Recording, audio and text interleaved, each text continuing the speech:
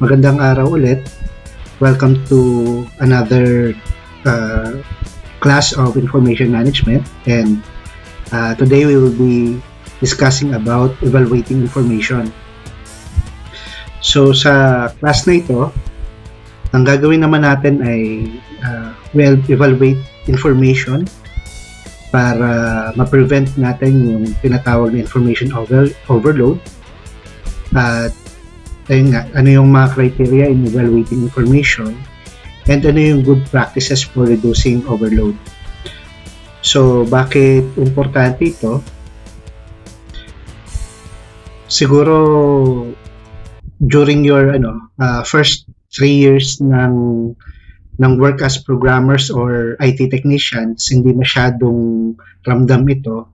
But when you become an IT supervisor, technology supervisor, or manager or senior manager, medyo mararamdaman nyo na. So imagining nyo na per day, ang mga emails na natatanggap nyo is 50 per day. Pag manager, mga 150 to 250 emails. Actually, pagka president ka na ng company, dun sa naalala kong kwentuhan ko with my bosses before, maabot na talaga ng 300, 600 to 1,000 emails per day ang natatanggap nila. So, ayun, kaya importante itong evaluating information. So, ang objective natin on this discussion is to identify information overload. Ano yung dahilan bakit ito nag-occur, paano dapat natin i-evaluate yung mga nare-receive natin na information in terms of quality and value para, ayan, yung third objective, to reduce information overload. Ayan. Okay? So, ano ba yung tinatawag na information overload? So, information overload occurs when information received becomes a hindrance rather than a help when information is potentially useful. So, ano bang ibig sabihin nito? So instead na na-accomplish natin yung mga tasks natin, mga kailangan nating tapusin within the day, so itong information overload, binibigyan niya tayo ng feeling na pagiging overwhelmed. So pag na-overwhelmed ang isang tao, kumbaga parang nalakihan na siya sa volume ng information, instead na makontrol natin yung situation, makapag-decide tayo ng tama, so nawawalan na ang tao, lalo na yung mga team leaders and managers na capacity to decide. So kasama nun, you don't know which of the many pieces of information are important ones, or indeed whether there are more pieces of information still to come before you can make an intelligent decision. So, yung iba na hindi prepared, lalo na yung hindi trained sa people management, technology management, or information management, they are usually, they feel yung helplessness, and nagiging inefficient yung kanilang organization. Anong ibig sabihin ng inefficient? Maraming maling information, therefore, tumataas yung maraming nagkakamali, so kailangan gawin ulit. So, aksayang time and effort.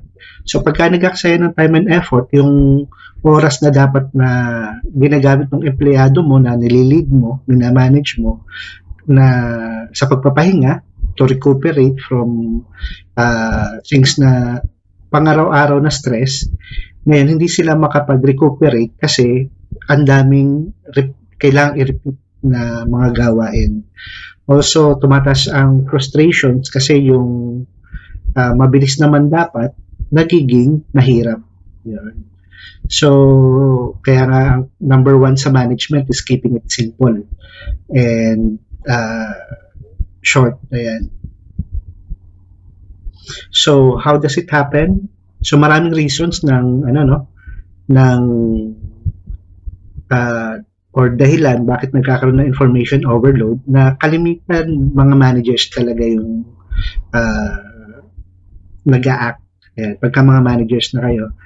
So, number one is there's a lot of information around to collect and it is increasing all the time.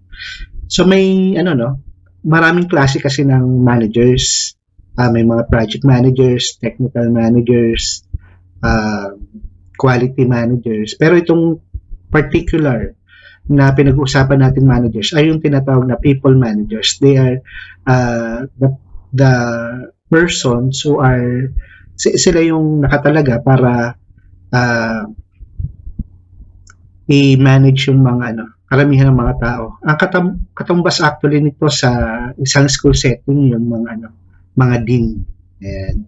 So kailangan mong kumolekta ng information tungkol sa quality of work. Yung mga students, yung mga information about the students, information about the team or the employees, the instructors and teachers that you handle. And at the same time, kailangan mo ring i-manage yung program ng buong college na hinahawakan mo or buong organization mo, yung buong yung how your team manages yung money na nakalaan sa inyo, nakabudget sa inyo. Ayan. So, pati yung mga communications na magagaling sa president, sa inter-campus, even sa CHED. Ayan. So, ang daming information na kailangan i-collect. And then, marami din dumadating sa atin na mga unsolicited information, kagaya sa mga nagbebenta ng mga gadgets, cellphones, ano bang bago sa mga bangko, nagpapautang, yan. So, maraming ganun. Nagbebenta ng bahay, and other things. So, dumadating to sa atin, even if it is not asked for or unsolicited, hindi natin hinihingi. Sa managers, kaya nagko-collecta ng sobrang daming information is there's the fear of missing out on some vital piece of information. The perception that this is what you must do to be well informed. So yung merong mga managers na hindi niya kailangan, kaya meron tayong organization kasi meron din tinatawag na communication yung tinatawag na communication line na kailangan natin manage, na hindi kailangan lahat ay pumupunta sa'yo. Pero you should be sure na lahat ng importanteng information ay nakukuha mo dun na particular sa position. So how do you do that? Medyo may training kasi yun. And the perception that this is what you must do to be well informed, to collect information in case it might be useful one day. Ayan. So sa planning kasi kailangan din talaga natin ng information. And you need also to collect ample information to justify the decisions you make. So, another symptom ng information overload is having a piled up in tray. So, normally sa mga offices kasi merong mga tray, yung dalawa, or tatlong patong na tray na lalagyan ng papel. Yung taas normally ay in tray. Yung ilalim ay out tray. Yung gitna, minsan mawala yun, minsan meron. So, depende na lang dun sa may-ari ng in and out tray na yun. Saka cluttered desks. Ayan. Mga symptoms ng information na baka may information overload. You get the same information from a lot of different sources. Cross-checking that the original information you have is accurate. Yan, minsan kasi baka yung nakukuha nating information ay hindi accurate. So, may mga managers na double yung mga kinukuhang information just to be sure. And then, meron din mga managers na lahat ng information sa organization niya, kailangan nakasisi siya. Naka-copy to or carbon copy. So, madaming emails na darating sa'yo pagka ganun. Then, poor information searching skills. Hindi mo alam kung paano i-search sa email. At saka probably yung quality din, yung capability ng email inbox. So, pwedeng, di ba, ang ginagamit natin ngayon is familiar tayo sa Google Mail, pero merong mga, sa Microsoft may Outlook. So, depende yan sa, sa email server ng company na pupuntahan mo. Yan. And so, we're getting more information more rapidly dahil na sa event ng information technology from more sources, more formats, but less and less time to deal with it. So, ang dami nating information pero maraming hindi nababasa. Yan. Therefore, yung sanang importante ay nawawalan ng importansya at maaring nakaklutter ng hindi importanteng information yung mas importanteng information. Yan. So, importante sa decision making para masabing quality decision making yung ginagawa natin ay yung quality ng information na makukuha natin. So, pero ang tanong is, ano bang ibig sabihin ng quality? And how can we recognize and measure it? Ano yung mga criteria or benchmarks para masasabi natin na quality, mataas yung quality ng information na nakukuha natin?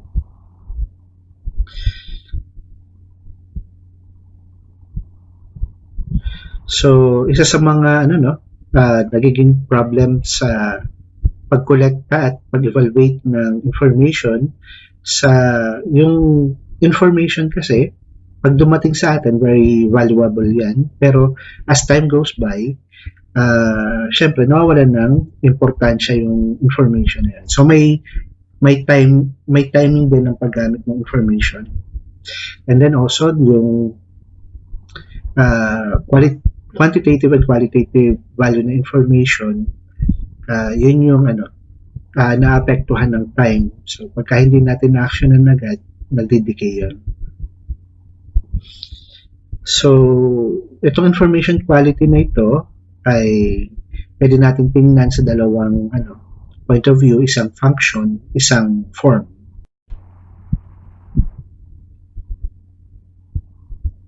Okay, so ano yung sinusupport na function itong information na to?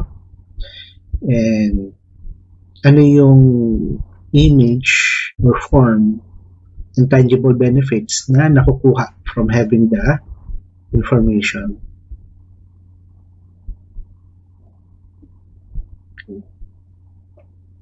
So, what are the added value? For some experts, the problem of information overload is to a great extent part of a failure to create quality information. That is, information has the real value added content. Itong course na to assumes that you have a very clear idea of what it is that makes a piece of information add value to what you are doing. So, depende sa companies. Merong mga companies na nagde-develop ng mga policies para matulungan yung mga managers, yung mga at saka yung mga employees nila to really get quality information and to assess quality information. Embedded yan sa tinatawag na information management policies nila. Ayan. So merong, for example, sa company na pinuntahan ko, yung tinatawag na ang priority ay yung first-hand information. Ibig sabihin, yung nagsesend ng information ay siya yung mismong nakarinig, nakakita, nakaramdam nung kung ano man yung nangyari or nakabasa kung ano man yung nangyari. Kung second-hand information, nakuha niya lang from some other person, dapat ay ilagay niya dun sa report kung sino yung source talaga ng information na yan. Okay? So, sabi ni Simpson and Prusak, ang value daw ng information ay can be measured in terms of benefit you get from using it. Okay? Ito, no? One of the things na pinag-uusapan namin dahil businessman nga ako, no? Isa sa mga pinag-aralan ko is regarding sa the art of questioning or yung Socratic questioning na tinatawag. Si Socrates, isang philosopher na sinasabing father of medicine, bakit naging ipinangalan sa kanya yung art of questioning? Kasi ito daw yung di ba pagka kausap tayo ng doktor, pagka ini-examine tayo, tanong agad siya. So, kung paano naka-structure yung mga questions, nadidetermine niya kung ano yung possible na sakit ng tao. So, ganun din sa pag-evaluate ng information. So, there are types of questions to verify information.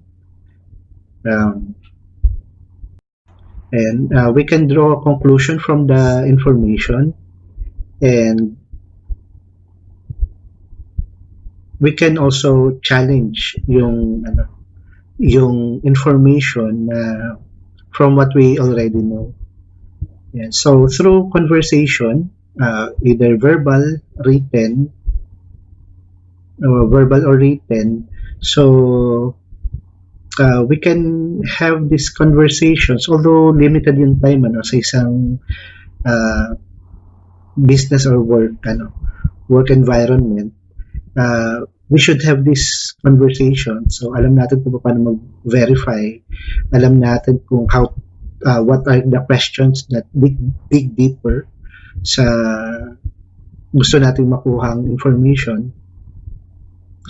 So these questions are used for evaluating information so that you can work on a better quality of information. Okay. So meron tinatawag na 5 universal elements of value in information. Ayan, nakalagay nga sa figure 2.1. Merong weight, truth, guidance, accessibility, and scarcity. So anong sinasabi about the truth? So how confident are you about the validity of the information? So in operational or system organizational terms, its validity or otherwise may be obvious. And in management processes where you are dealing with a mix of factual and hard information, inferences, subjective judgments, so things may be less clear-cut. So during pagka nasa management ka, lalo na kung malaki na yung organization, kasi isang tao can manage 15 people. Yung 50, medyo malaking team na yun, lalo pa kung 100 na yung minamanage mo.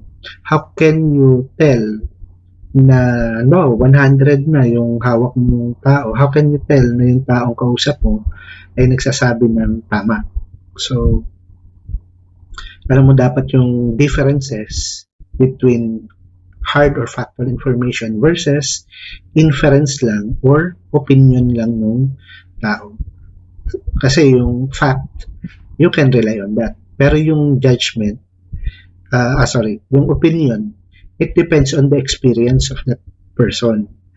Kung kung mataas yung level ng experience ng tao, so pwedeng mataas din yung quality ng information na makukuha mo. Pero for example, nakaranas ka na bang magtanong sa isang bayan, halimbawa first time ka pumunta sa isang bayan, tapos nagtanong ka ng kung paano pumunta sa isang lugar, tapos ang natanong mo ay guard, nung sinabi sa'yo yung sagot, lalo kang naligaw. Yun. So, 'di ba? Instead na makarating ka dun sa pupuntahan mo, yung quality ng information na nakuha mo ay opinion lang pala nung nakausap mo na hindi pala niya alam yung sinasabi niya. Ayan. So, scarcity. So, merong type of information na hindi ganun kabilis makuha. Ayan. Lalo na sa marketing and sales, pagka nagagawa ka ng strategic plans, mas mahirap kuhanin yung mas malapit na information. Like for example, ano bang ginagawa nung kalaban ng business nyo? So, kasi pagka alam mo yung ginagawa ng kalaban mo, alam mo kung paano mag-compete. Alam mo kung paano go ahead. Mas manguna kaysa sa business nila. Pero yun nga mahirap kumuha ng information regarding your competitors. Pero yung marami din information available freely day to day. However, hindi naman relevant din sa ating strategy. Yung information na kailangan natin ay maaring scarce siya, so mahirap makuha. Okay, guidance.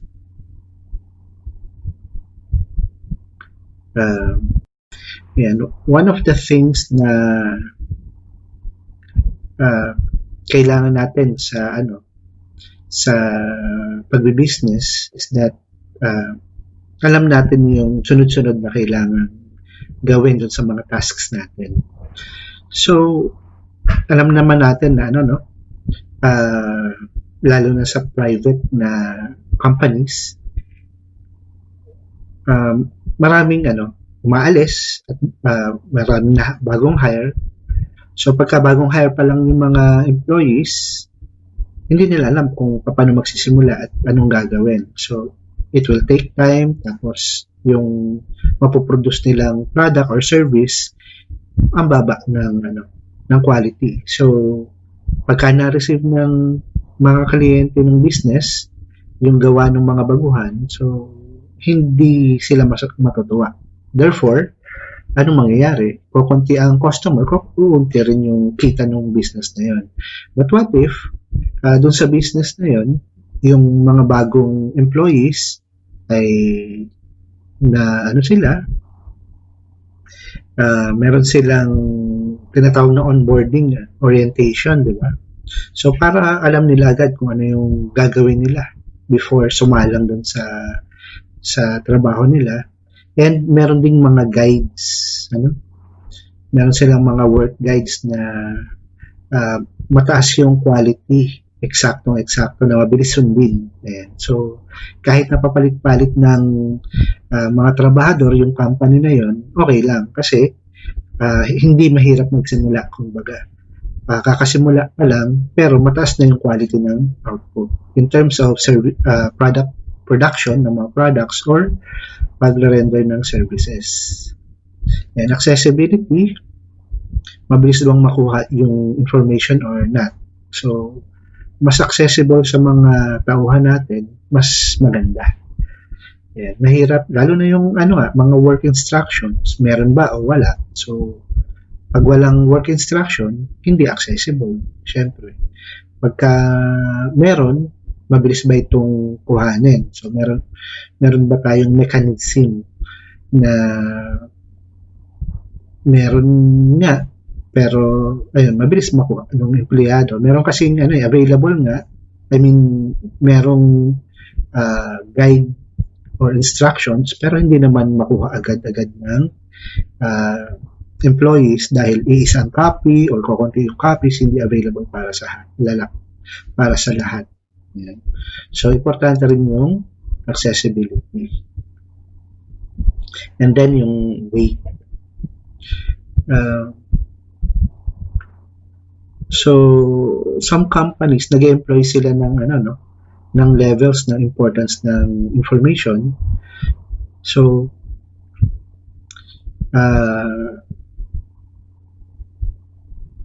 meron silang kumbaga parang mechanism para sabihin na ito dapat i-act mo agad.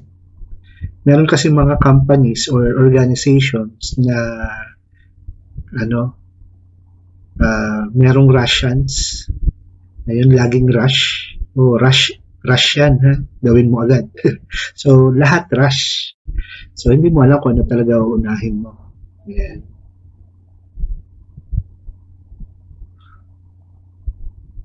Okay, so, good practices for reducing overload. There's no single tool or technique that will provide the answers to all the information. So, may dalawang techniques in reducing the overload. One is managerial and another is technical. So, sa managerial approach, ito yung mga techniques natin. So, number one is structure your information in searching more intelligently and link it to the directly to your goal. So, isa sa mga itinuturo sa business email is yung tinatawag na inverted triangle approach, wherein yung mga importante nasa taas and then yung mga detail ay nasa baba.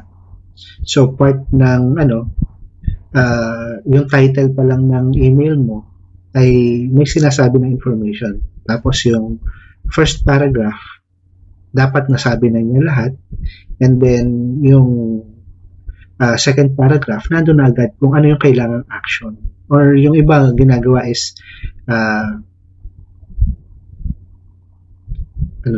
so email title, yung subject, and then action muna agad, ano kailangan gawin, and then second paragraph, first paragraph yung action, ano gagawin, and second paragraph, doon nakalagay kung bakit kailangan gawin yun. Yan. And then, third paragraph baba, mga details na, mga background. Yan. So, structure your information para mas mabilis maintindihan. Sabi nga, dapat within 1 minute na understand na yung email na, yung message ng email mo. Okay? So, time management. Meron nagsasabi na handle a piece of paper only once. So, pag nabuksan mo yung email mo, pagkabasa mo, dapat gawin mo agad. Then, na agad. Actually, hindi delete eh. Bawal mag-delete sa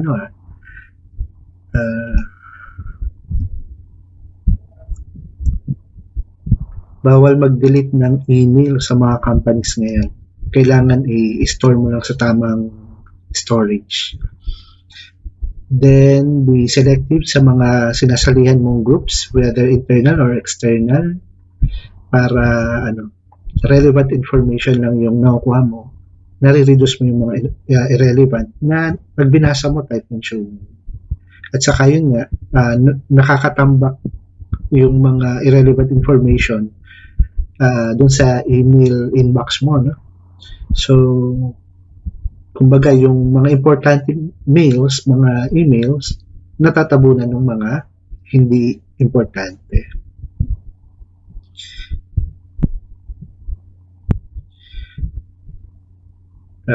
Okay, so dapat yung mga junk emails or irrelevant emails, dinidelete mo na lang. Pero dapat may criteria ka. Ano ba yung junk? Ano ba yung irrelevant? Yan. Kasi baka ang ma-delete mo naman ay hindi irrelevant. Okay? Yan. Okay, so yung mga materials or emails na i-file natin, dapat meron ka rin tinatawag na document organization process na sinusunod. Paano mo nilalagay sa paano mo nilalagay sa mga folders, physical folders or electronic folders, na alam mo dapat yung structure ng folders mo, 3 minutes lang maximum makukuha mo na yung information or yung document na kailangan. Yan. So, improve your own information literacy. So, meaning your ability to retrieve, evaluate, organize, and use information from a variety of sources. So, imagine mo, kung gusto mong maging manager sa isang kumpanya, dapat kaya mong i-manage na nakakatanggap ka na 100 to 300 emails per day. So, paano mo i-evaluate, organize, at saka gagamitin yung information. And this will include effective management for both paper files and email folders. So, kailangan meron kang sistema ng pag-manage ng information na hindi nawawala yung mga importanteng information. Ang daming mga managers na ganun eh. Pagkakailangan na yung original copy, hindi na mahanap kasi hindi marunong mag-organize. And meron ding technical techniques. Ito naman, on the side of the machine or applications that you are using. So, pwedeng yung email mo, may email ranking, filtering. Ayan. So, ang makakatulong na sa atin ito yung ating IT department. So, kung kayo BSIT, BS Computer Science, isa ito sa kailangan mapag-aralan nyo. Ayan, sa Microsoft merong certification ang pag-administer ng Microsoft Exchange at saka Outlook. Ayan. So para matulungan yung mga team leaders at saka managers natin na ma-manage nila yung information na dumadating sa kanila. Okay? So engaging activities. So, hanapin natin itong assignment natin ito at kindly answer them. Dito sa engaging activity is i-assess mo lang kung ano yung extent ng iyong information overload. Ano yung mga ginagawa mo, ilalagay mo lang ng check or X yung mga boxes provided dito sa mga end ng bawat sentences. For example, if you often collect more information that you needed kasi natatakot ka mag-miss out sa something vital, do you need to gather a lot of information to keep yourself informed? Do you need a lot of information to justify your decisions? Do you often collect information in case that it might come in handy in the future? Or must you get lots of information